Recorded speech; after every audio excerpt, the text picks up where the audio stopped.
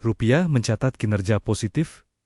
Sepanjang pekan ini, nilai tukar rupiah menguat 0,75% ke level Rp17.694 per dolar Amerika Serikat. Analis memperkirakan, rupiah masih berpeluang menguat. Dengan pergerakan pekan depan, diproyeksikan berada di kisaran 17.600 hingga 17.900 rupiah per dolar Amerika. Pemirsa, Bank Indonesia mencatat defisit transaksi berjalan pada kuartal 2 2026 melebar 12,5 miliar dolar Amerika atau 3,3% dari produk domestik bruto. Pelebaran defisit transaksi berjalan terutama dipengaruhi oleh meningkatnya defisit neraca perdagangan minyak dan gas.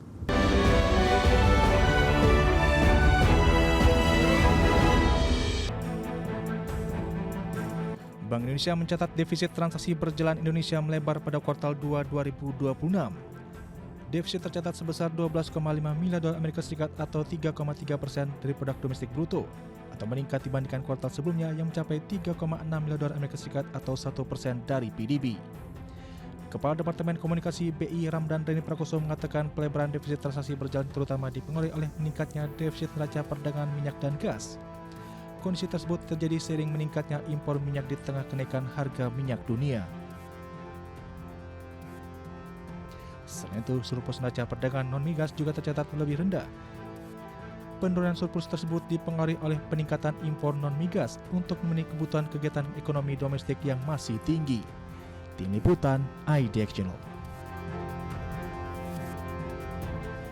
Pemirsa, Indonesia dan Jerman terus memperkuat hubungan ekonomi melalui pengembangan kerjasama di sejumlah sektor strategis. Menko Perekonomian menjelaskan upaya memperkuat investasi dari Jerman didorong mulai dari investasi energi terbarukan, semikonduktor hingga pendidikan vokasi.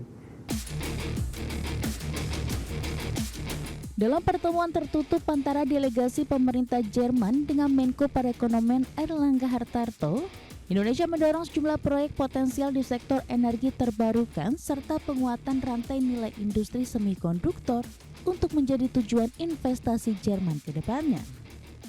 Selain itu, kerjasama pendidikan vokasi turut menjadi perhatian dikarenakan Jerman dinilai memiliki keunggulan dalam pengembangan pendidikan berbasis keterampilan. Seperti diketahui, Jerman merupakan salah satu mitra penting Indonesia dan telah banyak berkontribusi dalam pertumbuhan ekonomi dengan lebih dari 250 perusahaan asal Jerman telah menjalankan bisnis serta beroperasi di Indonesia dengan total investasi kumulatif sepanjang 2021 hingga 2026 mencapai 1,23 miliar dolar Amerika. Hampir 4 billion US dollar, dan tadi disampaikan kepada Menteri Commerce bahwa kita akan ada rapat untuk terus bagaimana kita bisa meningkatkan proyek-proyek green energy ini untuk bisa mendapatkan akses pembiayaan termasuk juga dari KfW. Dan kalau kita ketahui bahwa Jerman mempunyai keunggulan di bidang riset terapan, precision manufacturing, standar industri, dan inilah yang kita ingin kerjasamakan dalam pertemuan-pertemuan berikutnya. Sementara itu, Menteri Federal untuk Kerjasama Ekonomi dan Pembangunan Jerman, Rim Alabali Radovan, menegaskan komitmen negaranya untuk memperkuat kerjasama ekonomi dan pembangunan dengan Indonesia. Menurutnya, pelaku usaha Jerman memiliki peluang besar untuk berkontribusi dalam pembangunan berkelanjutan di Indonesia. A long-standing trustful cooperation, especially in the development cooperation, and I'm looking to strengthen our cooperation in the economic sector and also development. So we talked about how we can strengthen German businesses being part of sustainable development in Indonesia, especially in the field of renewable energy. Selain investasi, kedua pihak juga membahas perkembangan Indonesia-European Union Comprehensive Economic Partnership Agreement yang diharapkan dapat ditandatangani pada tahun ini. Airlangga menambahkan keunggulan Jerman dalam riset terapan precision manufacturing dan standar industri menjadi bidang yang akan terus dikembangkan dalam kerjasama kedua negara. Dari Jakarta, Raharjo Patmo, IDX Channel. Selanjutnya, pemirsa, Menteri Energi dan Sumber Daya Mineral Bahlil Lahadalia mendorong semua pemangku kepentingan untuk mempercepat pembangunan pembangkit panas bumi atau PLTP, di mana potensi energi berbasis panas bumi atau geotermal di Indonesia cukup besar. Menurut Bahlil, Indonesia memiliki potensi panas bumi sekitar 23,2 gigawatt, namun baru 11,6% yang telah menjadi kapasitas terpasang. Pemerintah kini mendorong percepatan pengembangan melalui pembenahan regulasi, insentif, dan penegasan kepada pengembang agar konsesi yang sudah diperoleh tidak berhenti tanpa realisasi proyek. Pemerintah sendiri menempatkan pengembangan panas bumi sebagai bagian dari upaya memperkuat kedaulatan energi sebagai terobosan energi alternatif. Pemanfaatan panas bumi juga untuk mengurangi ketergantungan terhadap energi impor. Sementara itu, berdasarkan data Kementerian SDM, total potensi panas bumi nasional mencapai 23.202,77 megawatt. Sedangkan kapasitas terpasang 2.776,39 megawatt. Sekitar 88,4% potensi tersebut masih belum tergarap. Bahwa Indonesia adalah negara nomor 1 di dunia yang mempunyai resource terhadap geotermal. Kita nomor 1, tetapi dalam implementasinya kita itu nomor 2, Amerika masih nomor 1. Akselerasi pengembangan energi panas bumi di Indonesia terus dimaksimalkan. Langkah strategis dilakukan untuk mendukung target peningkatan kapasitas pembangkit, sekaligus memperkuat kemandirian dan kedaulatan energi nasional berbasis geotermal. Dalam gelaran Indonesia International Geothermal Convention and Exhibition, PGE mendapatkan surat penugasan untuk pengembangan potensi sumber daya panas bumi PSPE Cubadak Panti. Penugasan ini menjadi salah satu langkah untuk mempercepat pengembangan potensi geotermal Indonesia yang mencapai sekitar 24 gigawatt. Sejumlah proyek juga terus dikembangkan, diantaranya Kogen 30 megawatt di Ulu Belu, 15 megawatt di Lahendong, serta akselerasi proyek Lumut Balai 3 dan 4. Pengembangan panas bumi dinilai strategis untuk mengurangi ketergantungan Indonesia terhadap energi impor. Terlebih, Indonesia memiliki sekitar 40% potensi panas bumi dunia. Bagi PGE, jadi ini bukan hanya sekedar historical milestone, tapi ini juga merupakan momen penting bagi kita bagaimana memperlihatkan Indonesia sebagai leader pengembangan panas bumi di dunia. Ini yang kita harapkan. Jadi kita tidak hanya besar dari sisi kapasitas, tapi juga kita juga menjadi bangsa yang kuat dari sisi inovasi terkait dengan pengembangan panas bumi di dunia. Jadi kita menjadi World Geothermal Center of Excellence di dunia. Ini yang menjadi harapan kita.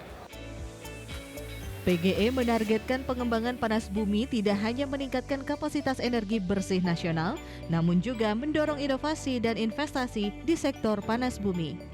Jakarta, Indira Utomo, Auliensyah, IDX Channel.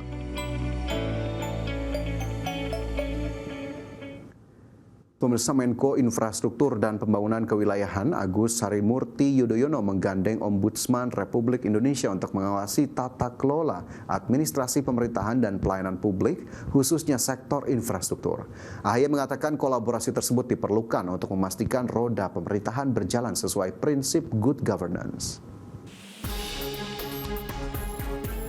Menteri Koordinator Bidang Infrastruktur dan Pembangunan Kewilayahan Agus Harimurti Yudhoyono bersama Ombudsman Republik Indonesia berkolaborasi dalam mengawal tata kelola pemerintahan dan pembangunan infrastruktur yang transparan, akuntabel, dan responsif.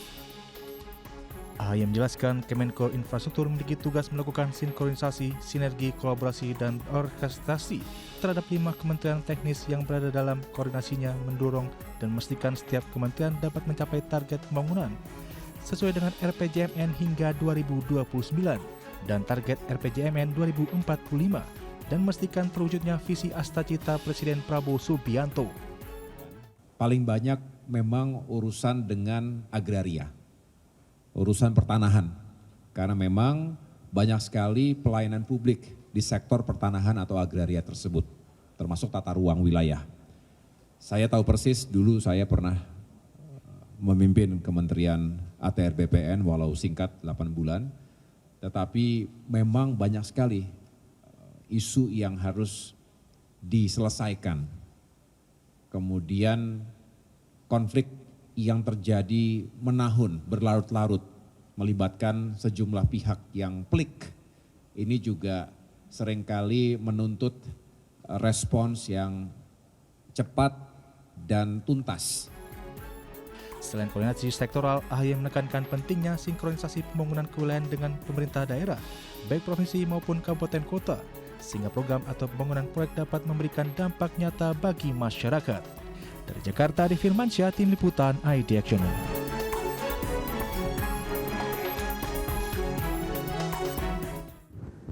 Wakil Ketua Ombudsman Rahmadi Indra Tektona mengatakan pihaknya memiliki jaringan 34 perwakilan di seluruh Indonesia yang dapat menjadi sumber data dan informasi mengenai pelayanan publik di berbagai sektor.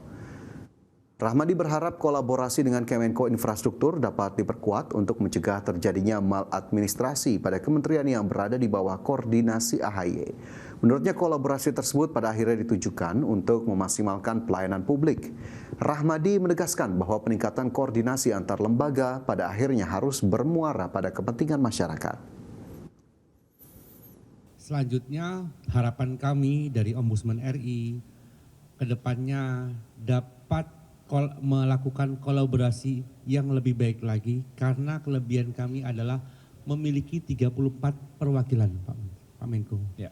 Sehingga data informasi kami lengkap terkait berbagai macam hal di bawah